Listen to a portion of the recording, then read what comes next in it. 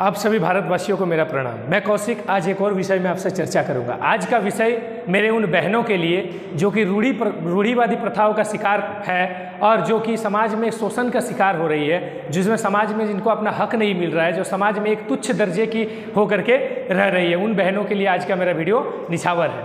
ठीक है, तो देखिए आज का विषय क्या है। आज का विषय है महिला सशक्तिकरण।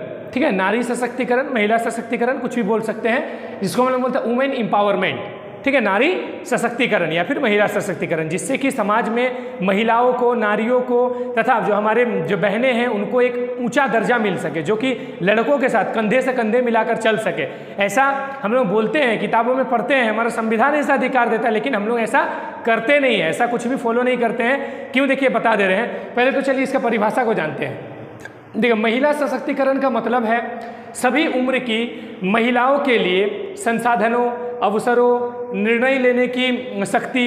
देखिए क्या क्या संसाधनों, माने जो चीज़ लड़कों को प्रोवाइड होगी, जो फैसिलिटीज़, वो लड़कियों को भी होनी चाहिए। साथ ही साथ आपका है महिलाओं के लिए, चाहे वो किसी भी उम्र की हो, चाहे वो 16 साल की हो, 12 साल की हो, 25 साल की हो, 30 साल की हो, किसी भी साल की उम्र की महिला हो, उनके ये सारे संसाधन जो कि हमारे भारत सरकार द्वारा दी गई है, हमारे संविधान द्वारा दी गई है, उस पर उनका पूरा हक है। दूसरा है अवसरों, जितना भी अवसर है, चाहे वो कोई भी, देखिए कोई भी वैकेंसी निकलता है, चाहे वो सरकारी हो या गैर सरकारी हो, सब में ये तो लिखा रहता है महिलाओं के लिए इतना आरक्षित है, लड़कों के लिए इतना है, जनरल के इतना, ST OBC सबका अलग अलग सीट होता है। तो वो हर जगह पे उनका एक अपना सीट आरक्षित होता है। तो और साथ ही साथ वो हर जगह पे अपना योगदान दे सकती है, हर एक काम को अपने से कर सकती है, चाहे वो सेना से लेकर के पायलट में जाना हो, सेना में जाना हो, डॉक्टर, इंजीनियर, टीचर, किसी भी फील्ड में, हर जगह पे उनका पूरी तरह से योगदान हमारे देश, हमारे समाज के लिए बहुत ही बहुमूल्य है। संसाधन, अवसर, निर्णय लेने की शक्ति।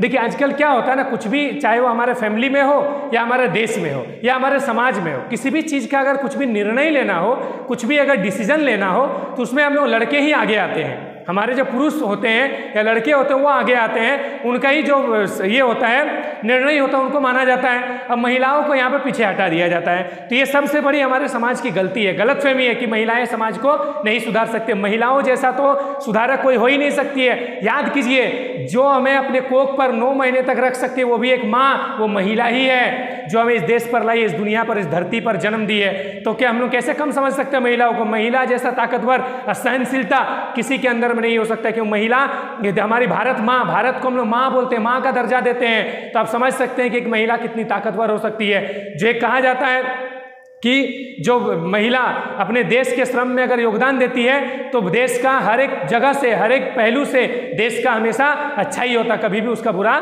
नहीं होता है। निर्णय लेने की क्षमता, उसके बाद सम्मान, एक समान अधिकार होना, सबका अधिकार, सम्मान मिलना। आजकल समाज में क्या करते हैं हम लोग, महिलाओं को तुच्छ समझते हैं, उनको उतना सम्मान नहीं दिया जाता है जितना कि पुरुषों को दिया जाता है। उतना इंपॉर्टेंस महिलाओं को, लड़कियों को नहीं दिया जाता, जो कि हमारी सबसे बड़ी रूढ़िवादी प्रथा का मैंने एक प्रूव है, एविडेंस है कि हम लोग अभी भी रूढ़िवादी प्रथाओं में ही जी रहे हैं। अभी भी हमारे महिलाओं को, हमारे बहनों को, हमारे माताओं को अभी तक वो हक, वो अधिकार हमारे समाज में नहीं मिला है जो जिनकी वो हकदार है। साथ ही साथ कौशल विकास, रोजगार के अवसरों में वृद्धि के माध्यम में महिला सशक्तिकरण को हासिल किया जा सकता है। अगर उनको भी, महिलाओं को भी, लड़कियों को भी, हमारे बहनों, माताओं को भी अगर रोजगार में दिया जाए, अवसर दिया जाए, अगर उनको बिजनेस करने में अवसर दिया जाए, अगर उनको किसी भी फील्ड में काम करने का अवसर दिया जाए, तो वो भी क्या करेंगी, हमारे समाज को सुधारने में बहुत बड़ी योगदान अपना दे सकती है। तो इसके लिए सबसे पहले हमारे सरकार को सशक्त होना होगा, हमारे सरकार को मजबूत कानून बनाना होगा।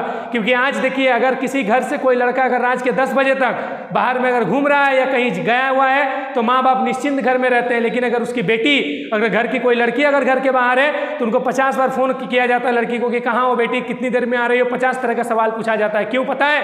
हमारे समाज के कारण, हमारे समाज में इतने क्रूर टाइप के जो इंसान घूमते हैं, जो कि लड़कियों का बलात्कार कर देते हैं, लड़कियों को घिनौना नजर से देखते हैं, इन सब के कारण हमारी जो बेटियां हैं, हमारी बहनें हैं, हमारी माताएं हैं, वो असुरक्षित, हमारे समाज में बिल्कुल भी सुरक्षित नहीं है। और इसका सबसे बड़ा जिम्मेदार है हमारे देश की सरकार, क्योंकि सरकार ने आज तक ऐसा कोई कानून ही नहीं बनाया जिससे कि महिलाओं को उसका अधिकार मिल सके और महिलाओं को एक सिक्योरिटी मिल सके, जिससे कि आसानी से देश में रात 10 बजे भी आराम से घूम सके। देखिए कानून, हम क्या बोले, कानून तो बड़े लोगों की जागीर होती है।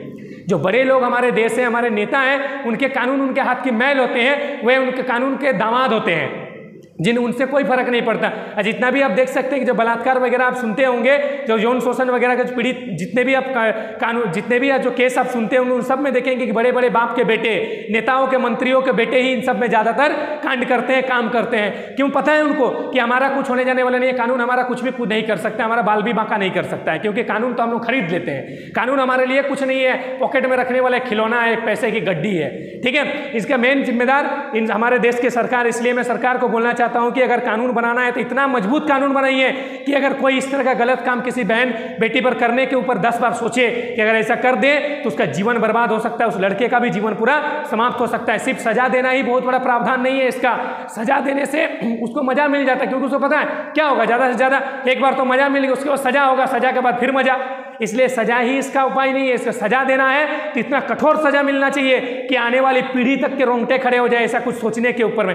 देखने लड़कियों को अगर गलत नजर से देखे तो उनका एकदम रोंगटे खड़े हो जाना चाहिए कि नहीं, ऐसे ऐसा कानून बनना चाहिए देश के लिए, देश की महिलाओं को, देश की लड़कियों को सुरक्षित अगर रखना है तो। नहीं तो आप देख सकते हैं कि रोज टीवी में, पेपरों में रोज एक न एक आपको न्यूज़ ऐसे दिखाई देंगे, अखबारों में हो, टेलीविजन में, जहाँ पर रेप का केस, आपका दुष्कर्म का केस हमेशा रोज आ रहा है। कभी नाबालिग के साथ तो कभी बालिग के साथ, कभी महिलाओं के साथ तो कभी किसी के साथ, रोज हो रहा है। क्यों? पता है, क्योंकि हमारे देश के कानून इसके जिम्मेदार है। हमारे देश में ऐसा कानून आज तक बना ही नहीं जिससे कि लोग ऐसा करने से पहले 10 बार सोचे।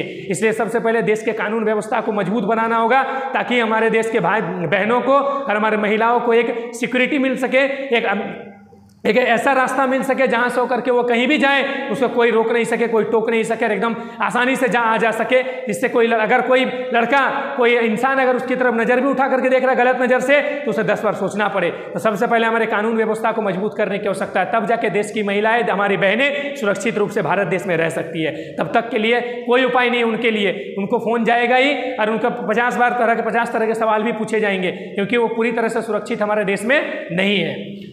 तो ये हो गया हमारा परिभाषा। उसके बाद देखिए, महिलाओं को कम समझना हमारी बहुत बड़ी बेवकूफ़ी है, क्योंकि देखिए भारत की आधी आबादी जो है सिर्फ और सिर्फ महिलाओं की, आपको पता होनी चाहिए, भारत की आधी आबादी पूरी महिलाओं की ही है। और विश्व बैंक की एक रिपोर्ट के अनुसार कहा गया है कि अगर महिलाएं श्रम में संयोजन अपना योगदान दे तो भारत का विकास दर दहाई में हो जाएगा, दहाई की संख्या में होगी। अगर महिलाएं देश की अगर सेवा में, देश के अगर वो अपने देश के विकास के लिए अपना अगर योगदान दे तो भारत की जो संख्या है, भारत की जो जीडीपी है वो अचानक से बढ़ जाएगी। और ये हमारे देश के लिए बहुत ही गर्व की बात होगी। लेकिन हम लोग उनको मौका ही नहीं देते हैं। उनको सिर्फ हम लोग एक घरेलू घर में ही रख करके सोचते हैं कि नहीं ये सुरक्षित है, घर में ही रखना बहुत बड़ी हमारी जिम्मेदारी है। अरे ये देखो सच है, कोई भी माता पिता चाहेंगे कि उनकी बेटी का रेप हो जाए, उनका बेटी को शोषण करे, कोई माँ बाप नहीं चाहेगा, कोई भाई नहीं चाहेगा।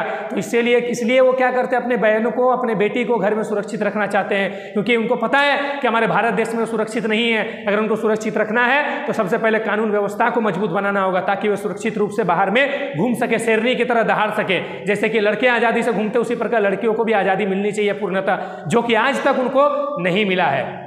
साथ ही साथ देखिए, हमारे भारत के जीडीपी में महिलाओं का अभी मात्र 17% ही योगदान है। सोचिए, भारत की जीडीपी में मात्र 17% का ही महिलाओं का योगदान है। तो एक अंतर्राष्ट्रीय मुद्रा कोष IMF के द्वारा एक अनुसार कहा गया है कि अगर महिलाओं ने, भारत की महिलाओं ने भारत में अगर श्रम में भागीदारी दे तो भारत का जो जीडीपी है वो 27% तक बढ़ सकता है।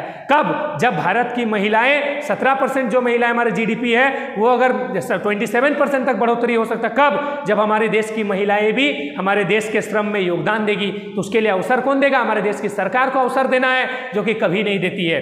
ठीक है, उसके बाद हम लोग कैसे भूल सकते हैं, भारत देख आज़ाद हुआ है तो भारत के आज़ादी में कई सारे ऐसे महिलाएं हैं जो अपने प्राण को न्यौछावर कर दी। स्वतंत्रता की आज़ादी में, स्वतंत्रता की लड़ाई में अपने आप को बलिदान कर दी। उसके बहुत बड़े नाम है, जैसे रानी लक्ष्मीबाई का नाम हम लोग भूल नहीं सकते हैं, सरोजिनी नायडू का नाम हम लोग भूल नहीं सकते हैं, विजय लक्ष्मी पंडित का नाम हम लोग भूल नहीं सकते हैं, रानी चेन्नम्मा का नाम हम लोग भूल नहीं सकते हैं, अरुणा आसफ अली का नाम हम लोग भूल नहीं सकते हैं, और साथ ही साथ सावित्रीबाई फुले तथा अन्य बहुत सारे ऐसे महिलाएं स्वतंत्रता सेनानी है जो कि हमारे देश की आज़ादी में लड़कों के साथ पुरुषों के साथ कंधे से कंधे मिला करके अंग्रेजों को भगाने में आगे बढ़ी थी, तो फिर हम लोग कैसे कह सकते कि महिलाएं हमारे देश में पीछे हैं? महिलाएं को उनका अधिकार मिलना चाहिए, क्योंकि अगर अधिकार मिलेगा तो ही वह आगे जाकर के अपना योगदान दे सकती है, अदरवाइज उनके पास कोई ऑप्शन नहीं है, उनको घर में ही रहना पड़ेगा, घर में ही सरना पड़ेगा। इसलिए मैं अपने बहनों को ये रिक्वेस्ट करता हूं, अगर अपना हक लेना है तो हमारे देश की सरकार को ऐसे नहीं उठाया जा सकता है, उसके लिए आपको एकजुट होना होगा, आपको एक साथ निकलना पड़ेगा और अपने हक की लड़ाई को लड़नी पड़ेगी। नहीं तो आपके पास आप घर में ही रह जाएंगे, एक हाउस वाइफ रह करके अपना जीवन को पूरा खत्म कर दीजिएगा, अपना सपना कभी भी पूरा नहीं कर सकते हैं। उसके बाद देखिए, भारत की प्रथम राष्ट्रपति महिला, भारत की प्रथम महिला राष्ट्रपति डॉक्टर प्रतिभा पाटिल, श्रीमती प्रतिभा पाटिल को भी हम लोग भूल नहीं सकते, जो कि हमारे देश की सर्वोच्च पद पर, राष्ट्रपति के पद पर सबसे प्रथम महिला आई थी, जो हमारी श्रीमती प्रतिभा पाटिल जी थी। साथ ही साथ हमारे देश की प्रथम महिला प्रधानमंत्री श्रीमती इंदिरा गांधी, जो कि प्रथम महिला प्रधानमंत्री थी, जो देश को प्रधानमंत्री के पद पर रहते हुए देश को आगे बढ़ाने के लिए बहुत सारे ऐसे काम किए, जो अगर गिनाने बैठ जाए तो गिना खत्म नहीं कर पाएंगे। लेकिन फिर भी सबसे जरूरी है कि अभी के समय में, अभी जो समय चल रहा है, इस समय में महिलाओं को उनका पूरा हक मिलना चाहिए। उनके हक की लड़ाई में चाहे हम मुझे लड़ना पड़े तो मैं लड़ूंगा, लेकिन उनको हक जरूर मिलना चाहिए। उनका जो समाज में जो उनका हक है वो उनसे कभी भी छीनना नहीं चाहिए। अभी भी हमारे समाज में बहुत सारी रूढ़िवादी प्रथाएं चलती हैं, जैसे अगर अभी भी बहुत जगह हम लोग कहते हैं बाल विवाह समाप्त हो गया, लेकिन एक्चुअली में ये समाप्त नहीं हुआ। अभी भी बहुत सारे गाँव में अगर हम लोग जाएंगे तो बाल विवाह देख सकते हैं। बाल विवाह का अर्थ क्या होता है? जो छोटी कम उम्र में एक बड़े उम्र के पुरुष के साथ, लड़कों के साथ बच्चे का शादी करा दिया जाता है, तो आप समझ सकते हैं कि उस पर कैसी पीड़ा गुजरती होगी। जो अपने सपना देखती है, सपना देखने का अधिकार सबको है, चाहे वो महिला हो, पुरुष हो, गरीब हो, अमीर हो, हर किसी को अधिकार है।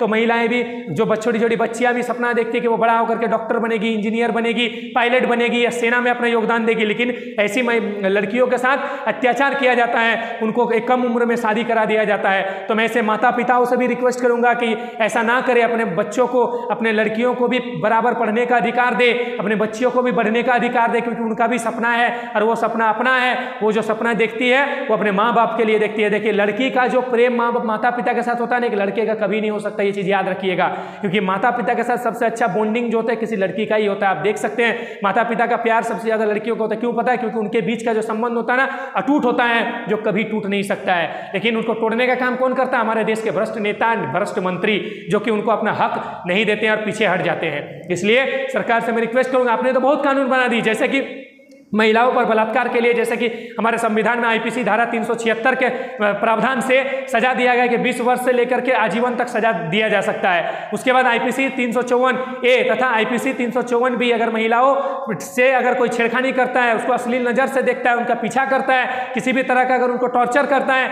तो महिलाओं पर महिलाएं अपने थाना में जाकर के रिपोर्ट लिखवा सकती है और उस लड़के के खिलाफ आईपीसी 354A तथा 354D के तहत उस पर कार्रवाई होगी, जिससे उसको कारावास तथा कुछ पैसे जुर्माना भी लग सकता है। इसलिए ये सबसे देखिए, ये जो कानून बना है, कानून का कुछ दाम नहीं है। ये जो कानून व्यवस्था हम जो बताएं आपको, ये कुछ नहीं है। ये सब क्या है, उनको पता है कि कुछ पैसा खिला देंगे तो हम बच जाएंगे।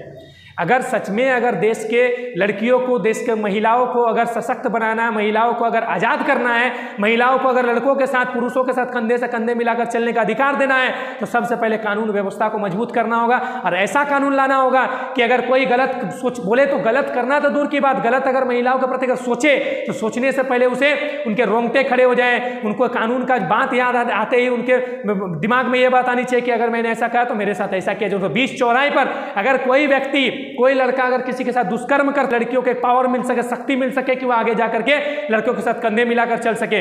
अभी भी हम क्या बोल रहे हैं कि हमारे देश में ऐसा कोई भी कानून नहीं बना है जिससे कि लड़कियों को ये महसूस हो कि नहीं, सच में हम लोग सुरक्षित है, देश में हम लोग एक आज़ादी के साथ रह सकते हैं। ऐसा कुछ भी नहीं हुआ है। इसलिए सरकार से मैं मांग करता हूँ कि जल्द से जल्द ऐसा कोई कानून पारित करे जिससे कि सच में महिलाओं को यह आश्वासन मिले कि वो सच में हमारे देश में सुरक्षित है। इसलिए तो अब आजकल आप देख सकते हैं, अमीर अमीर करोड़ों लोग क्या कर रहे हैं, देश का पैसा लूट करके और विदेश में जाकर के बैठ जाते हैं, विदेश में जाकर के शिफ्ट हो जाते हैं। क्यों? उनका कहना क्या पता है? कि भारत देश में वो सुरक्षित नहीं है, भारत देश में उनका शिक्षा बढ़िया से नहीं मिल पा रहा है, भारत देश में उनका स्वास्थ्य अच्छे से नहीं मिल पा रहा है, स्वास्थ्य सुविधा की कमी है, भारत में उनकी महिलाएं या बेटी बच्ची सब असुरक्षित है, उनका मानना है। आज ही पेपर आप देख सकते हैं, आज का पेपर अखबार खोल करके ये कुछ न्यूज़ मिला है, जिससे कि पता चलता है लगभग 4500 से लेकर के 4600 लोग ऐसे हैं जो कि हर साल भारत से पलायन होकर के यूएई में जाकर के शिफ्ट हो जाते हैं। इसका कारण भी वहाँ पर दिया हुआ, तो आप एक बार जरूर पढ़िए और देखिए कि हमारे देश की क्या दुर्दशा है, देश की क्या स्थिति है। अगर देश की स्थिति को सुधारना है तो सबसे पहले हम क्या बोले, युवा पीढ़ी को आगे बढ़ना होगा, हम जैसे पढ़े लिखे को आगे बढ़ना होगा, तब जाके देश का भला हो सकता है। रिटायर वाले को बैठा देना होगा कि आप देखिए कि कैसे देश को सुधारा जा सकता है। आपने बहुत कर लिया, अब हमारी बारी है, अब हम पीछे नहीं हटेंगे जब तक कि देश को सच में आज़ाद नहीं कर देते, जब तक कि सच में हमारे बहनों को, हमारी माताओं को और देश के रहने वाली महिलाओं को उनका हक नहीं दिला देते, उनको अधिकार नहीं दिला देते। इसलिए सभी बहनों से, सभी माताओं से मैं हाथ जोड़कर विनती करता हूं कि अपनी लड़ाई खुद लड़नी है, आपकी लड़ाई कोई नहीं लड़ेगा। इसलिए आपको अगर एकजुट नहीं होइएगा, जब तक अपने हक की लड़ाई नहीं लड़िएगा, तब तक आपको अपना हक हमारे देश में नहीं मिलेगा। चलिए इसी के साथ मैं अपने वाणी को विराम देता हूं। तब तक के लिए जय हिंद,